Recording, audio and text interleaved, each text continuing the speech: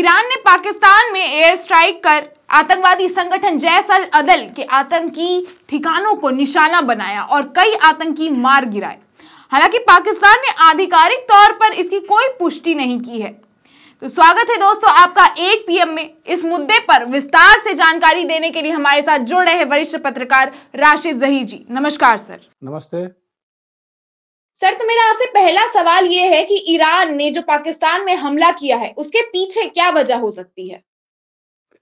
Getty, अभी थोड़े दिनों पहले नेतन्याहू ने मोसाद जो उनका ग्रुप है जो कि बाहर से काम करता है, मोसाद इसराइल के एक्चुअली दो ग्रुप हैं, आपको मैं बताऊं, एक शिनबेट है और एक मोसाद। मोसाद की जिम्मेदारी ये होती है कि इसराइल के बाहर जितनी भी गतिविधियां होती हैं वो मोसाद अंजाम देता है। उसने मोसाद को बहुत खुल करके कहा था कि हमास के लड़ाके यदि कहीं पर नजर आते हैं किसी भी देश में किसी भी मिट्टी पर, वो उसको मार गिराए। हमास के लड़ाके तो गिरा पाए या नहीं पाए वो बात अलग है, लेकिन मोसाद के लोग कभी टर्की में कभी ईरान के अंदर बाकायदा पकड़े गए, उनको फांसियां हुई। इसी सूरत में ईरान ने एक हमला इसलिए किया है पाकिस्तान में, जाके जैसा कि उनका बयान आया है कि ईरान की एक्टिविटीज, ईरान के अंदर जो एक्टिविटीज वो कर रहे थे जिसका आपने नाम लिया है, उस संगठन की बात अगर मैं आपसे करूं तो उस पर उसने डायरेक्टली जाकर एयर स्ट्राइक की। Air strike in the sense missile फेंके और ड्रोन फेंके। वजह उसकी यह है कि ईरान ने कहा भी है कि अगर हमारे अंदर मोसाद का कोई भी बंदा आकर के इलीगल एक्टिविटीज करता है, ऐसी आतंकवादी गतिविधियां करता है, तो हम उसको कहीं नहीं छोड़ेंगे।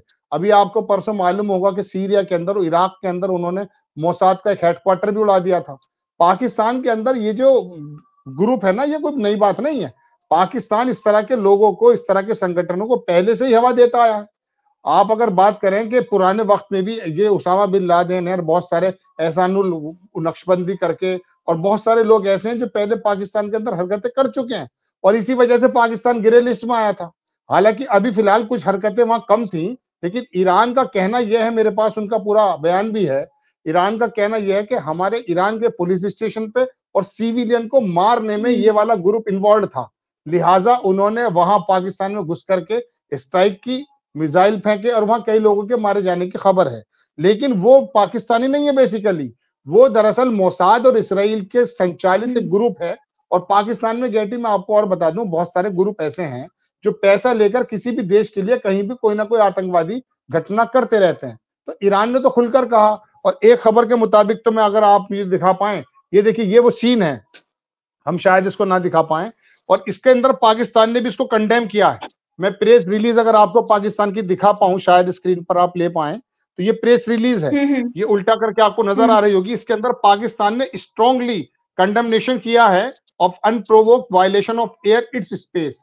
उसके जो एयर स्पेस का वायलेशन हुआ इसके बारे में उसने बोला है, लेकिन बोलेगा किस मुंह से जब अपनी सॉइल पर वो इस तरह की हरकतों को आगे बढ़ाने का काम क्या करता है। तो ईरान हो या कोई दूसरा देश, अमेरिका ने 57,000 उड़ानें इसी पाकिस्तानी मिट्टी से भरी थी जब अफगानिस्तान पर हमला किया था, और अमेरिका ने ही उसामा बिन लादेन को इसी पाकिस्तान की धरती पर मारा भी था। तो जो एक मिसाल है ना, देसी मिसाल की, अगर बोया पेड़ बबूल का तो फिर ये फूल थोड़ी ना मिलेंगे। जो आतंकवादी संगठन आपने तैयार किए हैं वो आपको भी परेशान करेंगे और दुनिया को तो करते ही है।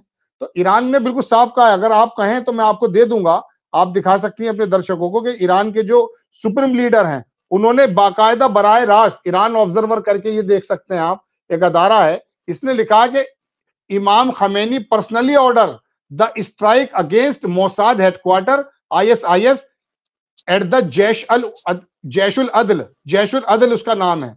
Jaishul Adl has not been designated as a terrorist group in Pakistan. Pakistan के अंदर तो इसको जो है आतंकवादी बताया नहीं है, लेकिन इस ग्रुप को UN ने वाकई पाकिस्तान आतंकवादी लिस्ट में डाला हुआ है। तो ईरान ने दरअसल अपनी रक्षा की है। पाकिस्तान में इस तरह के आतंकवादी क्यों पाए जाते हैं अक्सर?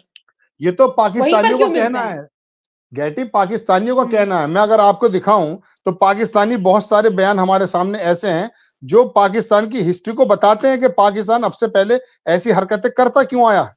वजह उसकी है, देखिए आप देख सकती हैं, ये वो शक्ल बताई जा रही है, हालांकि अनकन्फर्म्ड रिपोर्ट है ये अभी, लेकिन ये बताया जाता कि ये जैशुल अदल का जो है मास्टरमाइंड है, इसको ही मारा गया। पाकिस्तान तो दरअसल अपने छोटे छोटे मफाद के लिए इस काम को पहले से करता आया है।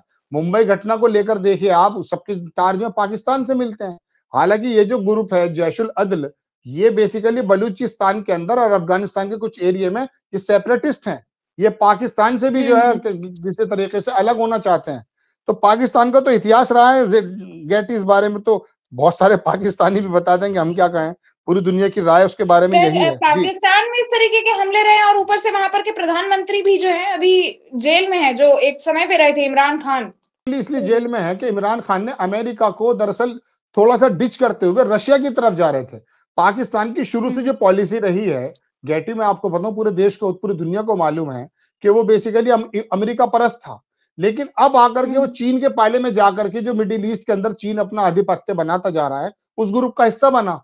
और एब्सोल्युटली नॉट, इमरान खान का एक बहुत मशहूर डायलॉग रहा है, उसने अमेरिका को बिल्कुल साफ मना कर दिया था वहां से उड़ाने भरने के लिए। तो वहां की रिजीम चेंज कराने के बारे में भी पाकिस्तान के बारे में कहा जाता है, वो एक अलग मसला है। लेकिन फिर भी पाकिस्तान स्टेबल गवर्नमेंट अगर नहीं है तो दुनिया के किसी भी देश के लिए ज्यादा बेहतर नहीं है, क्योंकि वहां पर इस तरह के, मैं कह सकता हूं, जो टेररिस्ट एक्टिविटीज है खड़ी हो सकती हैं किसी भी समय। ईरान ने कर दिखाया है। जी, इजराइल में हमला करता हुआ ईरान अचानक एशिया की तरफ क्यों आ जा रहा है? अभी जहां पर इजराइल और पैलेस्टीन का अभी वॉर चल रहा है, उसी बीच में एशिया में आ गया, पाकिस्तान में अटैक हो गया। गेटी, मैंने बताया ना, ईरान ने अभी 3 दिन पहले सीरिया में भी हमला किया। वहां बहुत बड़ा इनका हेडक्वार्टर था मोसाद का, उसको उड़ा दिया है। इराक के अंदर जो कुर्दिस्तान का एरिया है, इराक के अंदर भी वहां पर हमला हुआ है, वहां अमेरिकन बेस थी। तो ये मैंने आपसे शुरुआती में कहा कि दरअसल कहा तो नेतन्याहू ने था कि मोसाद को, कि तमाम हमास के लड़ाकों को मारा जाए। लेकिन ईरान का जो एक, आपको याद होगा, अभी बैरूत के अंदर एक बहुत बड़ा अधिकारी मारा गया था, जिसको हमास की जिम्मेदारी बताई जाती है।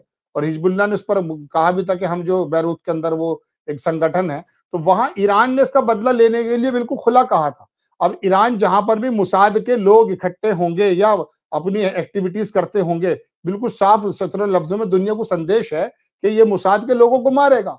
अब ईरान भी कर, हालांकि देखिए, मैं आपको एक बात और बताऊं, ईरान और जो है बाकी क्या नाम इसराइल, इसने कभी एक दूसरे पर हमला नहीं किया है और ये बचते भी हैं। ये ईरान अपनी प्रॉक्सी वार के जरिए आगे जाता है।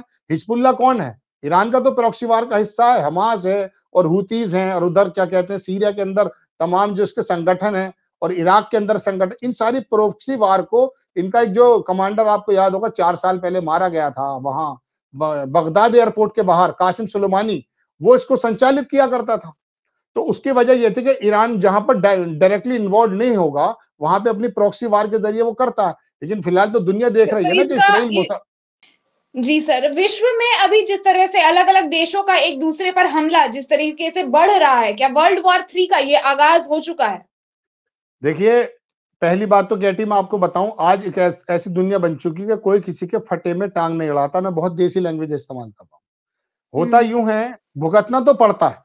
अब ये जैसे सपोज कीजिए फलस्तीनियों पर इसराइल जो है बुरी तरह से बमबारी और बेकसूर लोगों को मार रहा है, पूरी दुनिया ने उसको कंडेम तो किया है, लेकिन बताइए कौन खड़ा हुआ है? रशिया इफेक्ट है, चीन भी इफेक्ट कर सकता है, सारी चीजें, पूरा मिडिल ईस्ट अगर ऊपर नीचे होगा तो उधर जो नाटो की फोर्स आई हुई है, उधर क्या कहते हैं जो हुतीज लड़ रहे हैं, वहां पर इंग्लैंड की फोर्स लड़ रही है, इंग्लैंड की नेवी लड़ रही है, जर्मनी के लोग आ चुके हैं और 12-13 देशों के लोगों ने इत्तेहाद बना करके उन पर हमला शुरू कर दिया।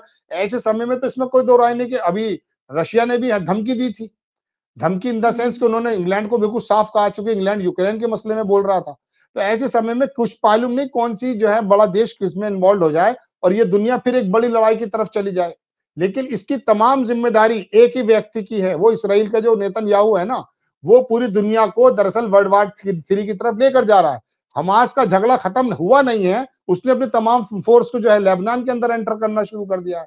परसों राइटर्स की रिपोर्ट है कि इसराइल के जो सैनिक हैं वो लेबनान के अंदर एंटर हो गए सदर्न पार्ट में। ऐसे समय में अगर वो पार्ट होते हैं, सीरिया के अंदर जाते हैं, सीरिया में पूरा का पूरा होल्ड एक्चुअली रशिया का है। रशिया वहां पर एक्टिव हो जाएगा, रशिया एक्टिव हो जाएगा तो आप जो सोच सकते हैं अमेरिका तो उसको कंधे के पास खड़ा ही है। तो ये एक दूसरे से इंटरकनेक्टेड है, बहुत जल्दी इन्वॉल्व होने की बात तो नहीं है, लेकिन पूरी दुनिया महंगाई में ये रास्ता तमाम बंद हो चुका है, आपने हूती ने बंद कर दिया। इस मद्देनजर जर्मनी ने साफ कहा कि हमला कीजिए, तो इसमें भी कोई दो राय नहीं कि जल्दी से इन्वॉल्व तो कोई होगा नहीं, लेकिन फिर भी संभव है कि ऐसा हो जाए। तो इसमें कोई मुजायका तो नहीं होना चाहिए, अतिशयोक्ति तो नहीं होनी चाहिए। कोई भी देश किसी वक्त भी कोई बड़ा काम कर सकता है। दुनिया बड़े अजीब मुहाने पर खड़ी है गेटी। जी, दुनिया में जंग का मैदान बनते हुए हम देख पा रहे हैं, कहीं ना कहीं हम कह सकते हैं। बिल्कुल। ठीक है सर, बहुत अच्छा लगा आपसे बात करके, धन्यवाद। तो जैसा कि आपने देखा, हमने बात करी अभी वरिष्ठ पत्रकार राशिद ज़हीर से कि कैसे पाकिस्तान में ईरान ने एयर स्ट्राइक कर वहां के आतंकवादियों को मार गिराया। आपका इस पर क्या विचार है, आपका इस पर क्या सोचना है, हमें कमेंट बॉक्स में लिखकर जरूर बताएं। और अगर वीडियो पसंद आया हो तो इसे लाइक और शेयर भी जरूर करें। धन्यवाद।